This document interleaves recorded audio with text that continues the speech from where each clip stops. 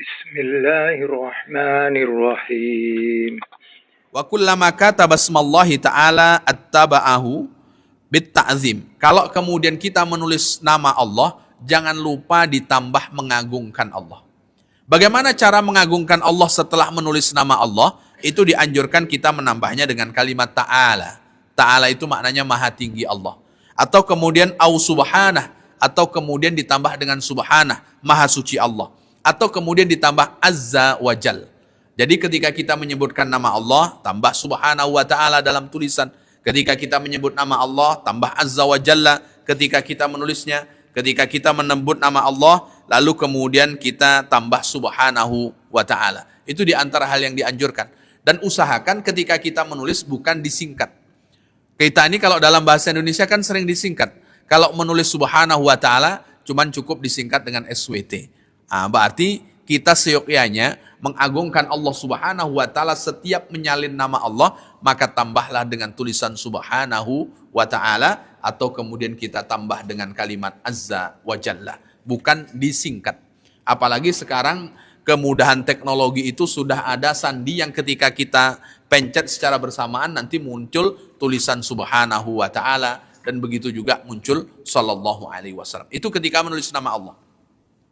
Wa kullama kataba isman nabi, dan ketika menulis nama Nabi Muhammad sallallahu alaihi wasallam, kataba ba'da shalah alaihi wasallam, bahwa ketika kita setelah menulis nama Nabi, maka tulislah sholawat dan salam kepada Rasul sallallahu alaihi wasallam. Maka ada tulisan biasanya kalau kita membaca buku-buku, itu tulisan biasanya dikasih tanda warna merah, buku-buku yang sudah kontemporer, lalu kemudian ditulis di belakangnya itu sallallahu alaihi wasallam. Itu yang dianjurkan ketika kita menyalin menyebut nama Allah, ketika kita menyalin menyebut nama baginda Rasul sallallahu alaihi wasallam, maka tambahkanlah di belakangnya dengan sallallahu alaihi wasallam. Berarti secara tidak langsung, secara tulisan kita menulis salawat, secara mulut juga kita menyebutkan sallallahu alaihi wasallam. Ini di antara beberapa adab ketika kita menyalin buku-buku yang berbasis pengetahuan agama, dan ketika kita menyebutkan nama Allah, ketika kita menyebutkan nama baginda Rasul sallallahu alaihi wasallam. Dan ini banyak dilakukan oleh ulama-ulama salaf. Dan ketika mereka melakukan ini, wala'alla dzalika liqasdi muwafaqatil amri fil kitabil aziz. Dan mereka menulis ini itu bertepatan atau berkesesuaian dengan pesan Allah Subhanahu wa taala, sallu alaihi wasallimu taslima. Bersolawatlah kepada baginda Rasul sallallahu alaihi wasallam dan bersalamlah dengan Rasul sallallahu alaihi wasallam. Jadi salam dan solawat itu tidak hanya sekedar dengan ucapan, juga kemudian dengan tulisan. Bapak Ibu yang dimuliakan Allah Subhanahu wa taala, karena jika kita menyingkat SAW umpamanya sallallahu alaihi wasallam, itu berarti termasuk di antara orang yang tidak beradab kepada baginda Rasul sallallahu alaihi wasallam dan tidak pantas itu disandarkan kepada Rasul sallallahu alaihi wasallam. Berarti kita ketika menulis ya tulis sallallahu alaihi wasallam, karena adab kita dengan Rasul sallallahu alaihi wasallam. Bahkan dahulu Sayyidina Ali radhiyallahu an tidak rela kalau kemudian sebelum nama Nabi itu tidak disebutkan dengan Sayyidina. Itu kenapa? Karena beradab kepada Rasul sallallahu alaihi wasallam. Karena Rasulullah mengatakan ana sayyidu waladi Adam, aku adalah tuan dari anak cucu Adam, menggunakan kalimat sayyid.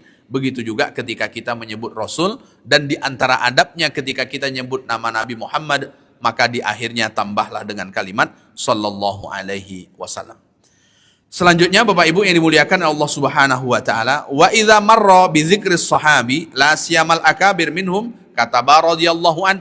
Dan ketika kita menyebutkan nama-nama sahabat, apalagi sahabat-sahabat yang sangat istimewa, yang banyak sekali menjelaskan tentang sabda-sabda Rasulullah sallallahu alaihi wasallam, yang banyak meneruskan perjuangan Rasul sallallahu alaihi wasallam, jangan lupa di belakang itu ketika kita menulis tambah radhiyallahu an. Atau kemudian kita sebut melalui lisan, ketika menyebut nama sahabat ya tambah dengan radhiyallahu an, semoga Allah meridhoinya. Itu di antara etika ketika kita menyalin pengetahuan, maka ditambah kalau nyebut nama sahabat radhiyallahu an. Cuman kita ini di dalam bahasa Indonesia sudah sering dibuat singkatan. Kalau radhiyallahu an ditulis dengan R.A. Ini kan, kalau R.A itu tidak disebut dengan jumlah du'aiyah di dalam bahasa Arab. Sementara radhiyallahu an itu adalah kumpulan kalimat yang itu adalah unsur doa di dalamnya. Maka ketika kita menulisnya, maka tulislah radhiyallahu an. Itu jika kepada sahabat. Maka kepada para nabi ada tulisan khususnya. Kalau Nabi kita Muhammad dengan kalimat sallallahu alaihi wasallam. Kalau nabi-nabi yang lain biasanya dengan alaihissalam. Begitu juga malaikat Jibril alaihissalam. Tapi kalau kemudian kepada para sahabat, itu kalau laki-laki radhiyallahu anhu, kalau perempuan radhiyallahu anha, seperti Sayyidah Aisyah dan kemudian seterusnya. Bapak Ibu jamaah yang dimuliakan Allah Subhanahu wa taala. Wa kullama marra bi dzikri ahadin minas salaf, kalau seandainya kita ketemu juga orang yang istimewa dari kalangan salaf, tapi dia tidak termasuk sahabat, mungkin dia setelah generasi sahabat disebut dengan tabi'in, atau kemudian dia hidupnya setelah generasi tabi'in, atba'ut tabi'in. Maka kalau kemudian ketemu nama mereka saat kita menyalin, maka tambahlah di belakangnya dengan kalimat rahimahullah. Semoga Allah memberikan rahmat kepadanya. Begitulah di etika ketika kita menyalin pengetahuan-pengetahuan yang berbasis syariat. Ketika menulis nama-nama itu pun kita dianjurkan untuk menambahkan jumlah doa, ya, ada kalimat-kalimat doa untuk mereka. Kepada baginda Rasul ada dengan sallallahu alaihi wasallam. Kan doa kepada Allah memuliakan, maka kalimatnya azza wajal atau kemudian subhanahu wa ta'ala. Lalu kemudian kepada para sahabat ada juga doanya radhiyallahu an. Kepada para ulama-ulama itu kita dianjurkan untuk menambah dengan kalimat rahimahullah. Semoga Allah Subhanahu wa taala memberikan kalimat kepadanya. Apalagi kemudian ulama-ulama yang masyhur. Ketika menyebut nama Imam Hasan Basri umpamanya, rahimahullah ketika kita menyalinnya. Bahkan sampai seperti itu yang kemudian dianjurkan. Dan bahkan Bapak Ibu yang dimuliakan Allah Subhanahu wa taala, yambahi ayyajtanibal kitabah ad-daqiqah fin nashi fa innal khatta alamatun. Kalau kemudian seandainya kita menyalin atau kemudian kita menambah keterangan dari kitab yang kita punya, dari buku yang kita punya, usahakan menulisnya jangan terlalu kecil. Mungkin ketika kita belajar, kita menulisnya kecil, mata kita masih sanggup memandang. Tapi nanti ketika kita akan mengulang apa yang pernah kita pelajari, lalu kemudian kita membukanya kembali yang pernah kita tulis, seiring dengan berjalannya waktu, usia kita semakin bertambah, tulisan kecil itu sudah tidak nampak lagi. Kita sudah tidak nampak lagi. Dan kemudian sudah kabur. Makanya orang-orang dahulu ketika mencatat, menulis itu dengan cara menggunakan tinta, yang tinta itu sampai beratus-ratus tahun, dia tidak hilang. Mungkin ada di antara kita Bapak Ibu yang masih ingat, ketika membuat tintanya itu dengan cara menggosok balok kecil yang berwarna hitam, nanti menjadi tinta.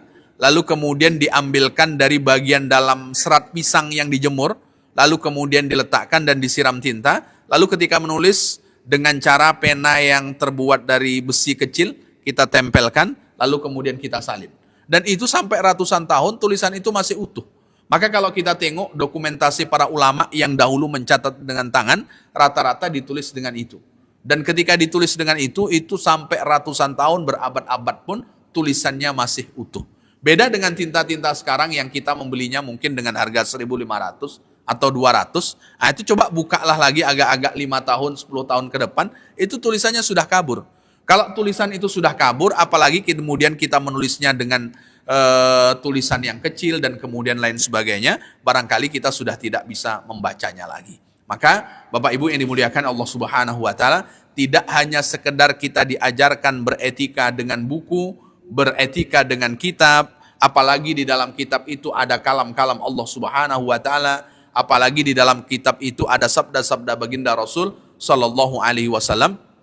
Bahkan kita juga diajarkan beretika saat menulis nama Allah, beretika saat menulis nama Rasul sallallahu alaihi wasallam, beretika saat menerima nama sahabat-sahabat radhiyallahu anhum, begitu juga beretika ketika menulis nama-nama ulama.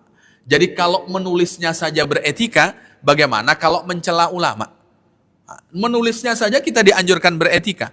Kalau menulisnya saja beretika, lalu kemudian mulut kita mencela ulama, wal iyadzubillah, sama-sama kita memohon pelindungan kepada Allah Subhanahu wa taala. Maka jangan sampai mulut kita ini latah mencela ulama karena keterbatasan pengetahuan kita. Maka jangan sampai. Kalau ulama-ulama lagi kemudian mereka sudah menuliskan karya-karya, jangan sampai kemudian kita mencelanya. Maka paling tidak kita mendoakan mereka di dalam tulisan atau kemudian di dalam ucapan. Maka terhadap para ulama tadi di antara yang dianjurkan kemudian kita menambah dengan kalimat rahimahullah. Semoga Allah Subhanahu wa taala merahmatinya. Ini di antara penjelasan Imam Ibnu Jamaah terkait dengan bagaimana kemudian kita berinteraksi dengan kitab-kitab, berinteraksi dengan buku-buku yang dari buku-buku itu kemudian kita mendapatkan pengetahuan.